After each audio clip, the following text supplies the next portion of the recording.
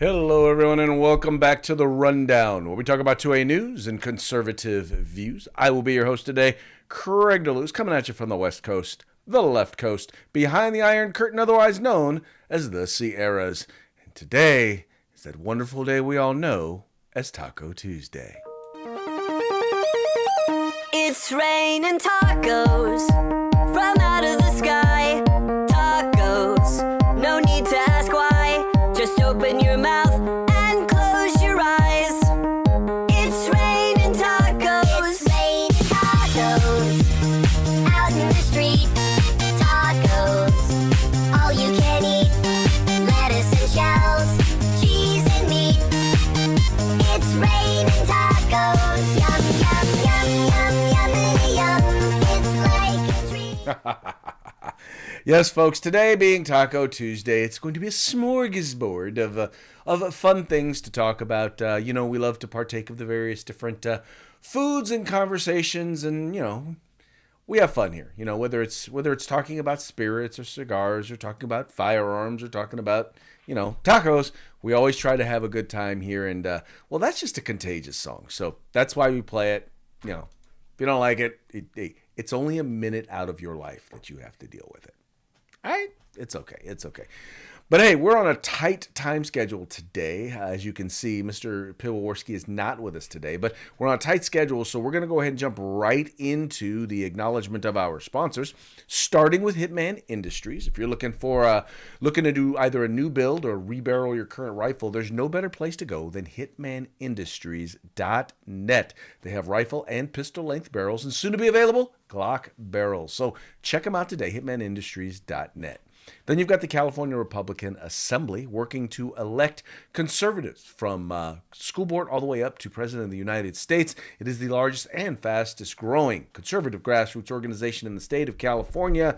Please check them out at cragop.org. That's cragop.org. Become a part of California's future today. Join CRA. Then if you're looking for a holster, in particular, inside the waistband holster, outside the waistband holster, concealed carry, or tactical holster, check out Hog Holsters, helping America wear guns. Just go to hogholsters.com and order yours today. But remember to use the discount code The Rundown, all caps, no spaces, one word, and get a discount on your Hog Holster today. And then finally, the best in outdoor gear, tactical gear, warm weather gear and cold weather gear. You name it, they have got it. Great prices, great selection, phenomenal products once again, and great customer service.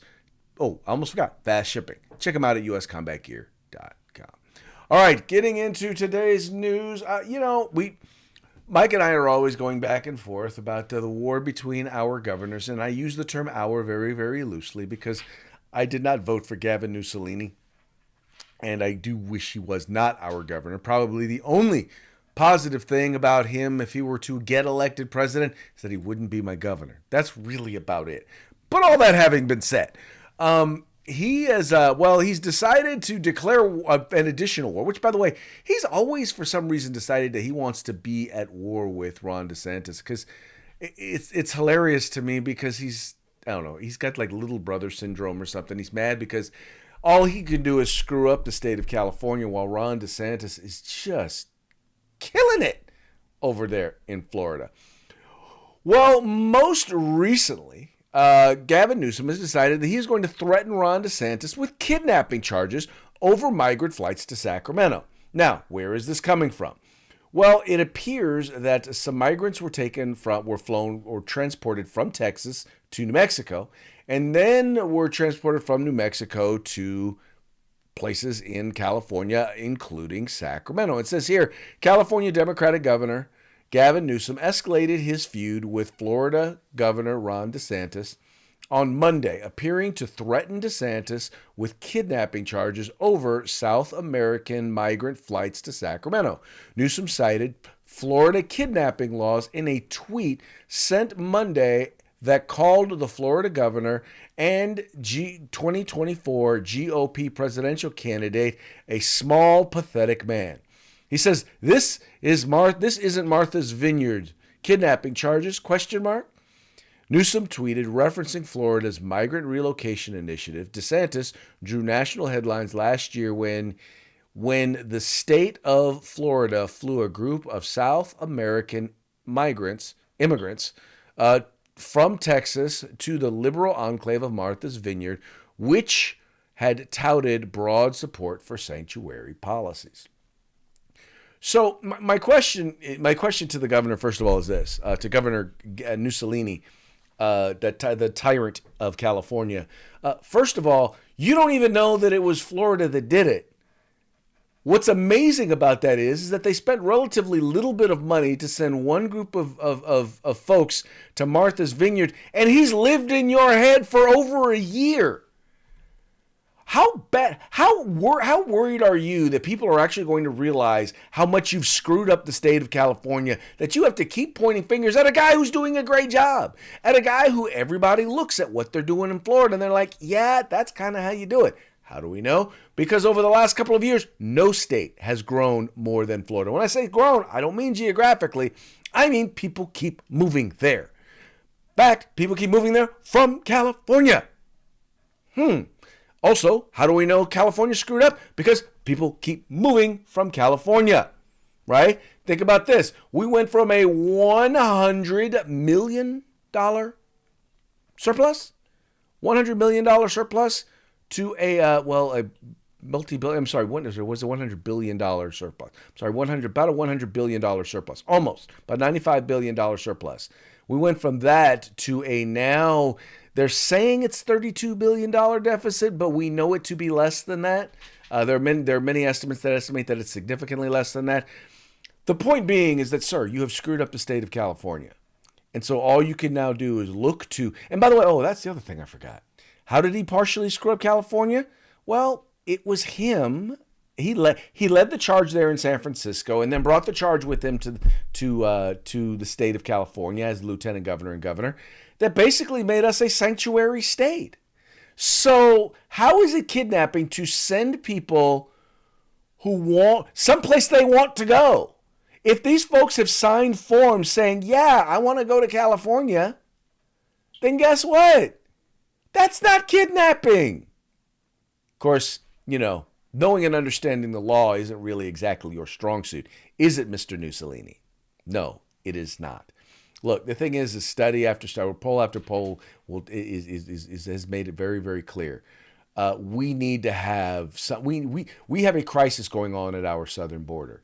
And when you have places like California, places like Martha Vineyards, places like the state of New York, when you have or Chicago or Detroit, when you say we are going to provide you with welfare benefits, we're going to provide you with work, we are going to provide you with cell phones, we are going to provide you with health care, we're going to provide you with the free education, all of this stuff we're going to provide you for free. We are going to and by the way, we are not going to work with immigration services to make sure that you go to where you are supposed to go, which is back to your country of origin, but we're not going to enforce our immigration laws. All you are doing is incentivizing these folks to come. So if you're going to incentivize them to come, well, then you need to deal with the consequences of them coming to your state, because you're the ones who did it. You're the ones inviting them. I mean, when the Biden White House says, hey, yeah, no, we're not inviting them. Look, you don't get to say we're not inviting them. Yeah, no, you're not. You shouldn't come. You shouldn't come. No, we're not stupid. And they're not stupid. Even they know when they see all the information that you're putting out there that's encouraging them to come. And, let's just say you are, once again, state of California, Governor Mussolini, you just don't like the fact that you're now going to have to pay for the consequences of the legislation, of the bills, of the policies that you have put in place. Your sanctuary city. By the way, the people are already paying the price because we're already paying for all of the services that are being provided. We're already paying the price because we've already seen a number of incidences in the state of California with individuals being harmed, whether it's assault, whether it's robbery, whether in some cases murder, for the lack of enforcement of our immigration laws. That's not to say that's every person who's coming across our southern border, but there are plenty who are coming across our southern border who are victimizing the people of these United States. The people of California and folks like Gavin Newsom and the Democratic Party don't care one lick about it. How do you know they don't care? Well, let's look at this next law. Now, this was a bill that actually recently passed the California State Senate. And in this particular bill, this measure would stop employees from confronting or being able to confront shoplifters. Now, this bill was passed by the California State Senate. It is an insane bill because what is wound up happening in places like the state of California is massive shoplifting, massive stealing. In San Francisco, you've had Walgreens shut down all of their stores in downtown, or at least I believe in the Bay Area. I won't say in the Bay Area, but they've shut down multiples of their stores there in that area. Shut them down because they just can't afford the shrinkage. They can't afford the losses. You've had hundreds of thousands of businesses have left the state of California because of for a number of reasons, but up to and including these laws. Now here, I'll read a little bit of the article to you. It says, lawmakers in California are hoping to push through controversial legislation that would ban retail staff from stopping thieves stealing from their stores. SB, or Senate Bill 553, which was submitted by State Senator Dave Cortez, has been passed by the Senate and will now progress to policy committees in the state assembly. Cortez hopes the proposed law will prevent workplace violence and protect staff from being forced by their employers to step in during robberies. But some store bosses are furious about the plans, with the California Retail Association mocking the move as an open invitation to thieves to come in and steal. The political wrangling in California comes just weeks after a Home Depot security guard, Blank Mose, 26, was shot to death during an attempted robbery in Pleasanton. Other cities in the state are also facing their own problems as they attempt to deal with lawlessness. So, all right, now this is Newsweek, right? Explain to me how you fight lawlessness by making it illegal to enforce the law. I don't understand exactly how that works. When you tell someone that if you steal from this store, nobody will attempt to stop you, how exactly are you not inviting people to steal from the store? I'm not saying everyone will steal from the store, but there's definitely a group of people who are going to say, yeah, I think I'll steal from the store. In fact, you might be making criminals because there are probably people who, because there are people there who would prevent them from doing it, have decided, yeah, I'm not gonna steal from that store. But now that they know that there is nobody who is going to be allowed to legally stop them, you're now going to make it illegal. You're now going to encourage them to actually go out and rob and steal. Folks, this is why, I hate to say this, but we've jumped the shark. Democrats have jumped the shark. This is beyond ridiculous. We've done the defund the police thing. We know it doesn't work. We've done the decriminalize crime thing. We know it doesn't work. Now you want to make it criminal to not allow someone else to steal from you. Right? You've got one city, was it Detroit or was it New York, that is actually suing automakers because they've made their cars too easy to steal. Papa? Yes? Okay. Everyone, say hi to Jane. Jane, say hi to everybody. Hi. Hi. Okay, but Jane, Papa's doing a show right now. So you got to go. But you got to go. Mommy will take care of you. Mommy got you. Mommy got you. Go ahead. Mommy got you. Mommy will take care of you. What are you going to do? What are you going to do? That's my granddaughter, Jane, for those of you who have not seen Jane on the program before. I call her Hurricane Jane because she is a force of nature. In any case, Let me get back to the program. But this is what happens. Let me tell you something. Little one, if they don't have boundaries, if they don't know you're not supposed to do that, if there's no punishment for them breaking the rules, guess what that little one does? They don't follow the rules. Or sometimes they will, sometimes they won't. Some kids, you may need to give a little tap on the bottom, in order to make sure that they're, to make them obedient. Some you can simply tell them. Some you can convince that, maybe you shouldn't do that because it's not nice to other people, right? But you gotta have laws in place that let the worst of the worst actors know that they will be held accountable if they decide they want to do harm to others. And by the way, just so you know, according to National Retail Associations, there's been something like was that one company? Anyway, $500 million was the cost for one company. $500 million was the cost for one company in just theft, in people stealing and shoplifting. Now, if you think that is a victimless crime, if you think, oh, well, it's just stuff and they're just major corporations, do you know what major corporations do, how they make that money back? Yeah, they factor that in to the cost of doing business, and that's added to the price of the products, goods, and services we all buy.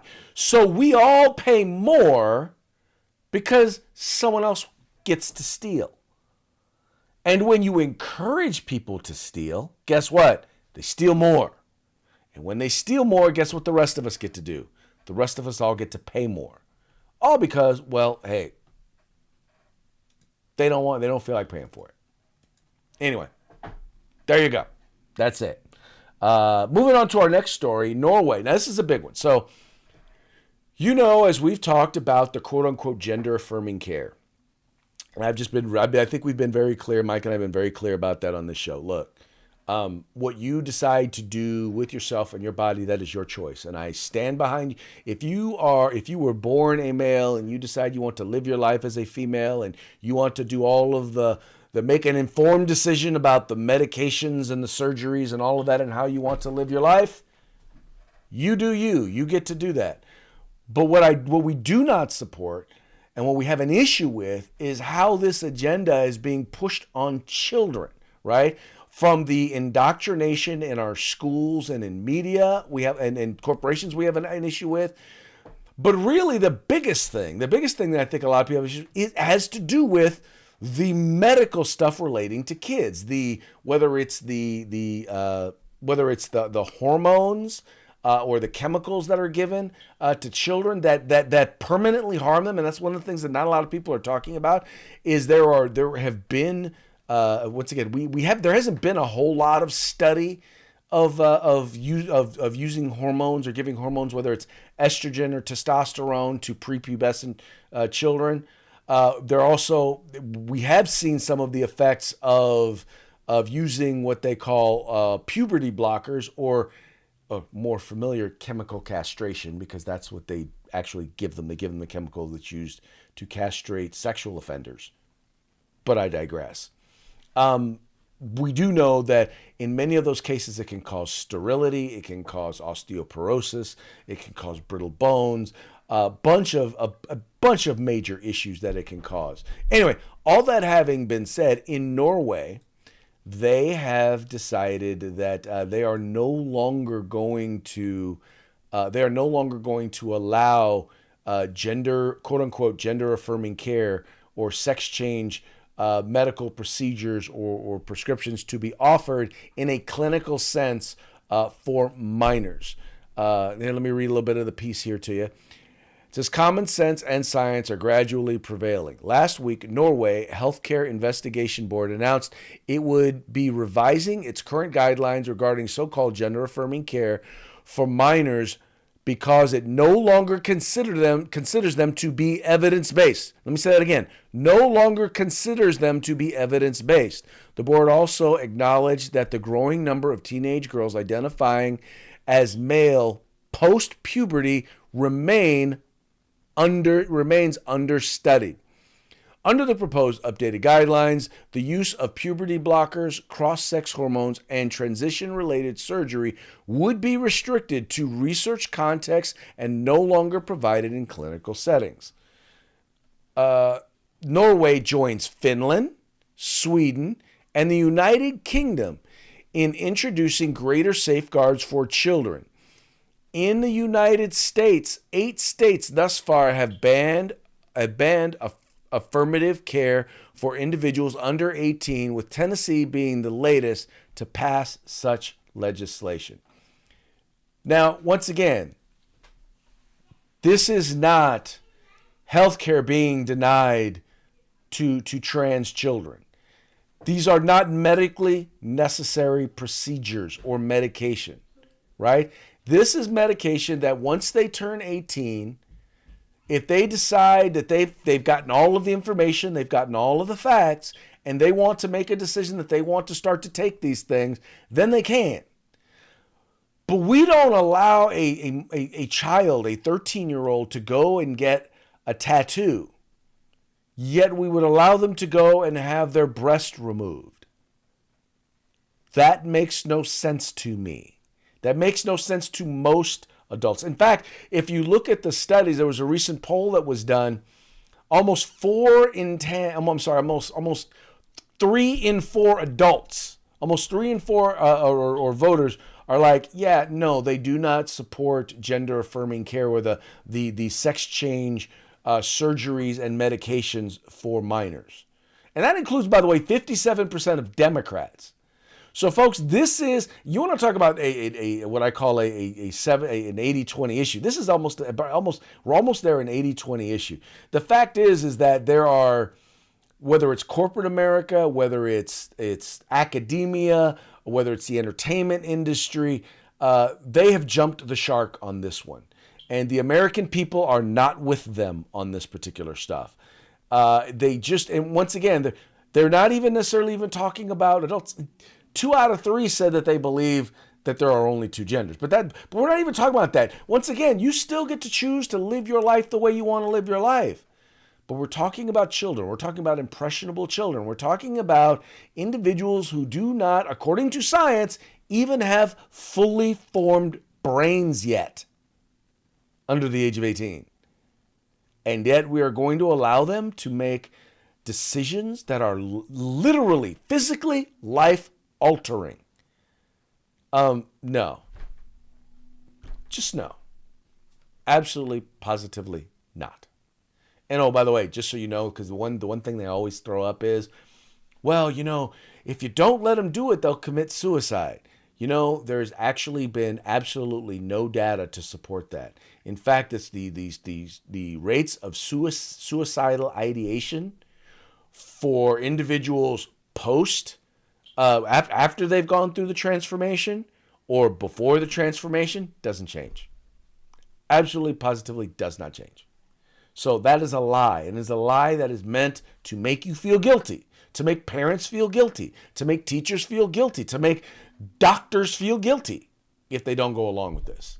And once again, it should not, absolutely positively should not be supported. And I'm glad to see that is happening. You're going to start to see it more and more because the science this is not based on science. The people who keep telling us we need to follow the science are not following the science.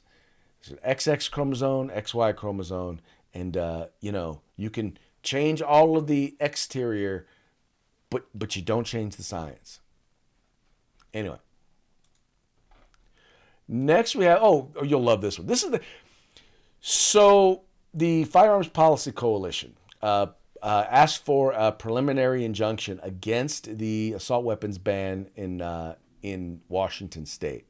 Now, what's crazy about this, folks, is the reason that was given for them denying the injunction. I'm not surprised at all that they denied the injunction.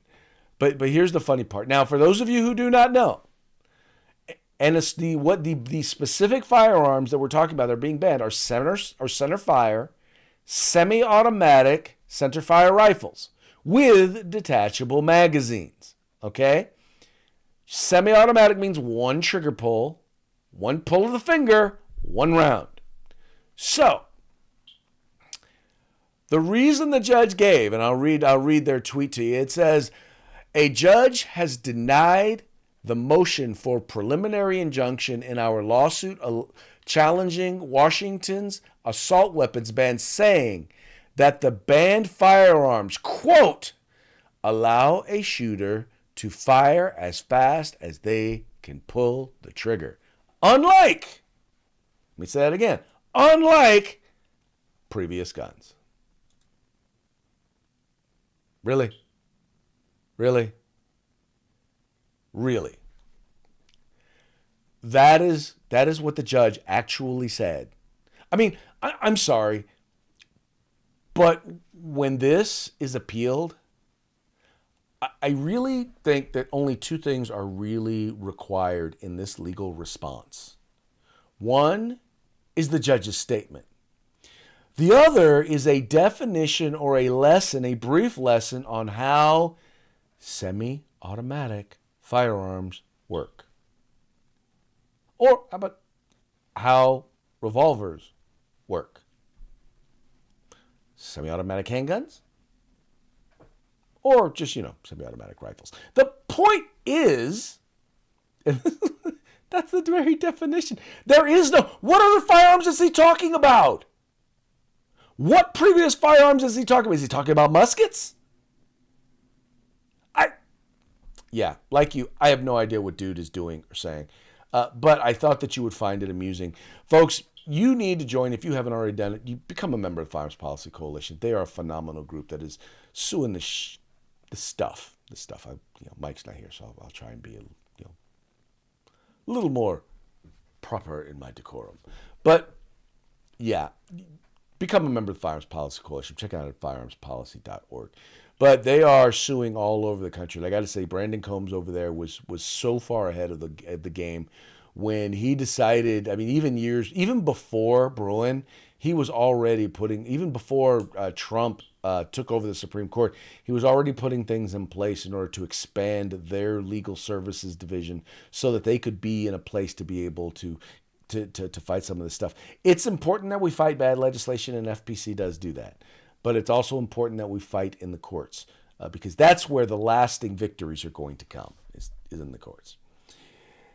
Anyway, on that note, we're going to move on to our parting shots. And our parting shots are brought to you by Hog Holsters. Get your Hog Holster today at hogholster.com. Make sure you use discount code The Rundown. All caps, no spaces. Get your Hog Holster today. All right. We talked a little bit about this. I don't remember. It was last week. We talked about how the Dodgers decided that they were going to honor, the Los Angeles Dodgers decided that they were going to honor as a part of Pride Month, they were going to honor a number of different individuals and organizations in the LGBTQ plus community. Well, one of the groups that they decided to honor was the Sisters of Perpetual Indulgence, which is a group that is based solely on the idea of mocking the Catholic Church and Catholic nuns.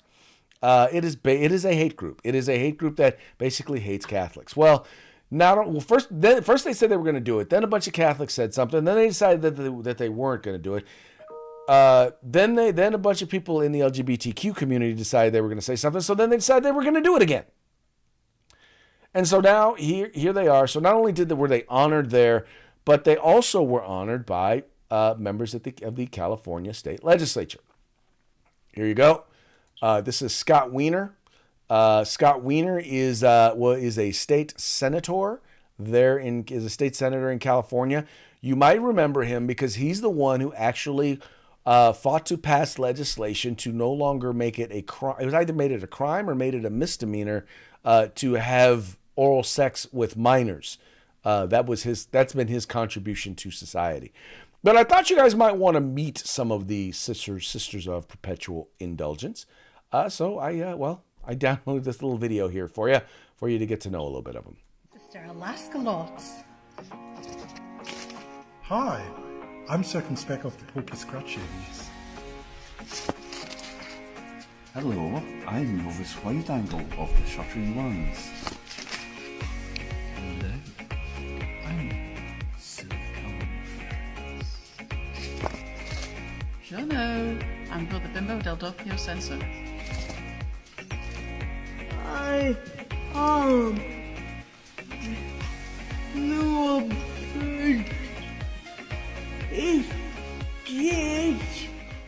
Yeah, so those are some of the folks who were honored by, as I said before, Senator Scott Wiener there in the California State Senate. But I do want to recognize there was at least one individual, and I'm sure the Republican leader, of the assembly, made it clear that he was not going to be participating in anything where they were going to be honored because they stand for religious bigotry. One person was in the chamber when it happened, but I like his subtle form of protest. This is Assemblyman Bill Inslee. And here he is holding a sign that says, religious bigotry is bigotry. And yes, sir, it is. And we appreciate you standing up. Very much appreciate you standing up. And with that, before we go, let's go ahead and give a quick shout out once again to our sponsors, Hitman Industries. Get your rifle and pistol length barrels today at hitmanindustries.net. California Republican Assembly. Become a part of California's future today. Join CRA. Get your hog holster at hogholsters.com. Use discount code The Rundown, all caps, no spaces. Get your hog holster today. And get your outdoor gear, your tactical gear, your cool weather gear, hot weather gear, whatever you're looking for. You can find it at uscombatgear.com. Tomorrow we shall return on Hump Day, hopefully with Mike, and we'll have a good time. Anyway, you folks take care, and we will talk to you mañana.